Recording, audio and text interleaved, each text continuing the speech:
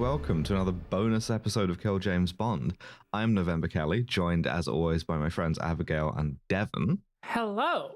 What's up? I should have done like another religion-themed bit there, you know, Cardinal November, joined as always by Abigail Cardinal Thorne. What do Catholics say? Like, peace be upon you? What's the Catholic version? And with your spirit. Catholics say a lot of things, I think. Blessings, listeners? Yeah, sure. Blessings, upon all of you. Mm-hmm. And we're, dearly beloved, we're gathered here today to record a bonus episode of Kill James Bond that's still in... Oh, that's what it is. It's in nomine, what is it? Padre, Fili, it's Spiritus Sancti. Yeah, that's one of them. Podcasti Commencium. Bismillah. Sure. Expelliarmus, etc. Opposite of Expelliarmus. We want them to listen to the thing. So it's still religion season. It's still God season. And it's Abby's turn. And Abby, you have picked a beautiful movie for us. What have you picked for us? It's called The Mission. It came out in 1996, stars Jeremy Irons and Robert De Niro as Jesuits in South America. So once again, we're doing like a Jesuit buddy cop movie. Not surprising. They're kind of Jedi is the thing. Yeah. Yeah, this is what the Jesuits were up to. This is kind of a rogue choice. It's not something I would normally have encountered, except that my AS level history teacher was a bit of a movie buff. So he showed us this. We never studied the Jesuits or South America or this time period, but like shout out to Mr. Greenhouse for showing us this, and also Mississippi Burning, which is a banger film he showed us when we were studying the American Civil Rights era. You're a teacher, you can just do whatever you want. I think that's true. This was just one day he didn't want to teach, so he was just like, fuck it, I'll show them The Mission, brackets 1986. So there we go. Yeah, 2 hours, bam, that's 2 periods, done, easy. Don't have to think about it, and I've given the kids an episode for their podcast in a few years. Yeah, perfect. Yeah, I'm still thinking about the Jesuit thing as well, because like if you tried to do it for like non-Jesuit religious orders, that's a different kind of movie. Like if you tried to make the Dominican movie, no one wants to watch 2 hours of like a guy yelling at you, right? What flavor was in the name of the rose? That wasn't Jesuits. That was a different. That was Franciscans. It's Franciscans. Franciscans being the kind of like sandal hippie bird perching on fingertip kind of thing, right. Being turned to a detective novel. Okay. But so no, we're still in Jesuit season, and we begin with a title card that tells us. Well, first of all, it makes a big claim. It says the historical events represented in this story are true. But number one with a bullet. This happened. As exactly written. as written and as shown. Yeah, Robert De Niro was there. We're in Paraguay. It's 1758, so it's almost dinner time. You can have a drink if you want to, because it's past 5 o'clock. And The Mission, which is not, as I assumed, a prequel to Mission Impossible. Ethan Hunt will not be appearing in this film. It's like an extreme prequel, like 250 years before Mission Impossible. We just have The Mission. It really sets the scene. You got to go really back to understand Mission Impossible. It has a deep lore, you know, way deeper than just the first one. Back to just before they stopped letting you be a Jesuit. For a bit. I mean, I'm looking forward to when we do the Mission Impossible films, which will be after Tom Cruise dies, filming a Mission Impossible film.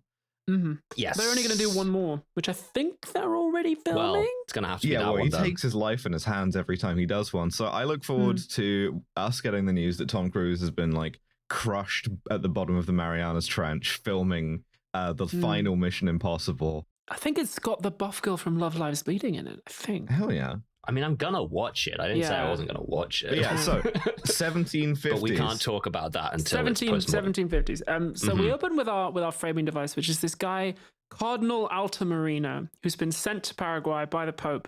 He's writing a letter to the Pope saying, as you know, you're the Pope, I'm a cardinal, which is one down from that. And here's what's the deal is in this movie. The deal of this movie is Jeremy Irons is here, and he's trying to convert the Guarani Indians to the teachings of Cathol. Yeah, and there have been these Jesuit missions, right? So like a community organized around a church that are providing a refuge for the Guarani against the Portuguese and Spanish slavers who are coming in to kidnap them into slavery and to steal their land.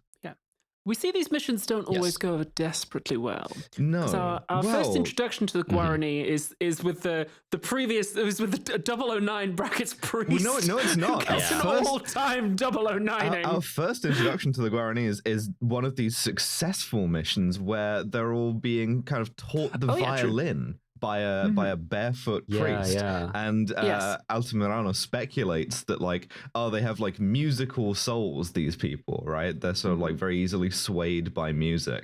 Then we go to Father 009. Yeah, get a confession from Father 009. You're like, bless me, Father. First, and he just gets shot 3 times outside the confessional, falls through the screen. He's not responding. You open the door. He's already You're been confessing shot. to the sin of murdering him through the fucking whatever the barrier is. That would be a cool scene. Patent pending. Write that down. Yeah, that's good. Write that down. Difficult confessor, Father 009. Or is it looking very Harry, trying to get away from stuff? Well, it's not going to go well for him this time because the Guarani who's still living in the jungle, they have tied Father 009 to a crucifix. And they throw him in the river, and he goes over the waterfall, the Iguazu Falls. Yeah. So one of the greatest dummy work of all time, genuinely. There's some great dummy work in this movie. Dummy over the waterfall, so good. 3 to 5 different people have to go over the falls, and every time I lose my shit, I howl like a banshee because this guy he wakes up in the river tied to the cross. This is filmed with not very much weight versus the crucifixion, something like silence.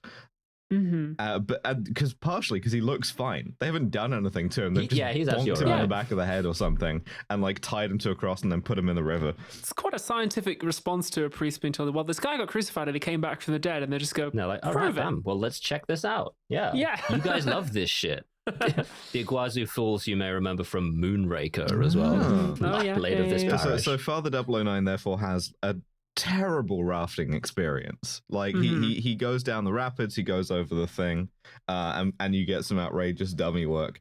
Because of the nature of waterfalls, if something goes over the waterfalls, they tend to pin it to the bottom. So those dummies are still going to be there. Yeah, they just littered effectively. This is a very effective, very expensive act of littering. Really confuse some people 20 years down the line when that floats by. So it's also quite a grisly thought because I actually, a friend of a friend jumped off Niagara Falls and probably still there along with a lot of other people, which is a grim picture, but there you go. That's troubling. But so from this we learn 2 things about the Guarani, right? One, don't fuck with them. Well, no, that's the second thing. First thing, they love music, right? Yeah. Second thing, they'll kill you, which is an interesting way to establish not a character but a people. Yeah. Yes, and as we know, with the benefit of hindsight, historically, this is an objectively correct decision to make. The historical events represented in the story are true. Shaking hands meme between the Guarani Indians and Mark David Chapman. Loves music, will kill. I mean, it was a bad time when Mark David Chapman pushed John Lennon over Iguazu Falls, but you can't say he didn't deserve it. So something else that we will notice is that none of the Guarani language in this, if that is what these actors are speaking, is translated. No. None of it's subtitles, which I know is a particular bugbear of Devon's. That's right. We'll get to this. I also cannot hear without my subtitles, and I had a particularly bad experience with this one because and this is the sentence that made a friend of mine who I said this to forcibly install a Plex server. I bought this on YouTube. It was the only place I could find it. I was too lazy to torrent it. And the YouTube one not only is a very bad print, but it is also insanely quiet in the mix with no subtitles. So I have the volume banged up to maximum trying to listen for any of this. And I could barely tell that this was untranslated dialogue until I did the rewatch. November Kelly. I also watched this on YouTube. Oh my god! I mean, this is the thing. You two need to learn how to pirate movies. I know how to. I just don't want to. I can't be asked. But so even when it's more work for me, no, it's no principles. I got it for free though. I will say. But so, yeah. I mean, I have this thing of adverse conditions movie club that I've been trying to make a thing. The conditions were fucking adverse on this one. I'll tell you that. Jesus Christ, I could not hear. The conditions are also pretty adverse in the fucking jungle. That's true. Because that is true. The death of Father 009 means that Father 007 has to be assigned to the case, which is Jeremy. Sadly, Jeremy Irons. It does, yeah. Jeremy Irons and his boys go to the base of the falls. They create a little Who's one of memorial. his boys? His boy is one of his boys. One of his boys, in profile, unmistakably Liam Neeson, but he was so young I had to wait for him to start speaking before I would write it down. Fetal Liam Neeson. Like, clearly Liam Neeson. He looks like a hurler. It's incredible. Yeah, it's unfucking believable. Pre-taken. Still here. Fantastic. Yeah, very, very young Liam Neeson. You know what I'm going to say? If you want to listen to the rest of this beautiful premium episode of Kill James Bond, you're going to have to tithe me. Huh? With at least £5 a month over on patreon.com/killjamesbond. All one word. Sign up today.